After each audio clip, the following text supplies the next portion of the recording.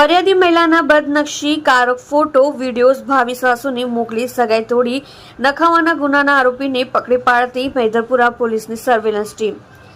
સુરત શહેર ખાતે ઓનલાઈનને લગત બનતા ગુના અટકાવવા માટે પોલીસ કમિશનર અનુપમસિંહ ગેહલોત સાહેબશ્રી તથા ઇન્ચાર્જ સંયુક્ત પોલીસ કમિશનર કે.એન. ડામોર સાહેબશ્રી સેક્ટર 1 તથા નાયબ પોલીસ કમિશનર પિનાકિન પરમાર સાહેબશ્રી ઝોન 3 તથા મદદનીશ પોલીસ કમિશનર આર. આહિર સાહેબશ્રી ઈ ડિવિઝન નાઓએ સાયબર ક્રાઇમને લગત ગુના અંગે ત્વરિત અંગત રસ લઈ આરોપીઓને પકડી પાડવા જરૂરી સૂચનાઓ આપેલ હોય જે સૂચના અનુસંધાને મૈદરપુરા પોલીસ સ્ટેશને પાર્ટ એફઆઈઆર નંબર 2024 BNS કલમ 78(1), 78(2), 356 તથા આઈટી એક્ટ કલમ 67 મુજબના ગુનાના કામે ભોગ બનનાર મહિલાના ફોટા સાથે અન્ય બીભત્સ વિડીયો ક્લિપો મૂકી બદનક્ષી કારક લખાણો લખી ભોગ બનનારની સગાઈ તોડી નાખવાના ઈરાદે સોશિયલ મેસેજિંગ સાઇટ વોટ્સએપ દ્વારા ફરિયાદીના ભાવિ સાસુને મોકલી ફરિયાદીની સગાઈ તોડી નાખવાનો ગુનો કરેલ હોય જે બાબતે ઉપરોક્ત નંબરથી ગુનો રજીસ્ટર થયેલ છે.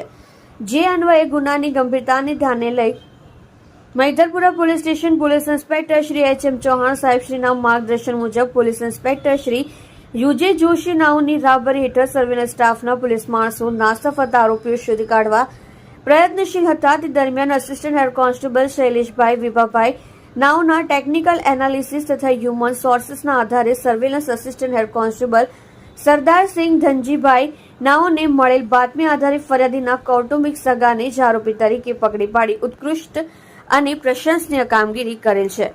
તમે જોઈ રહ્યા છો KP ન્યૂઝ ચેનલ રફીક શેખની સાથે.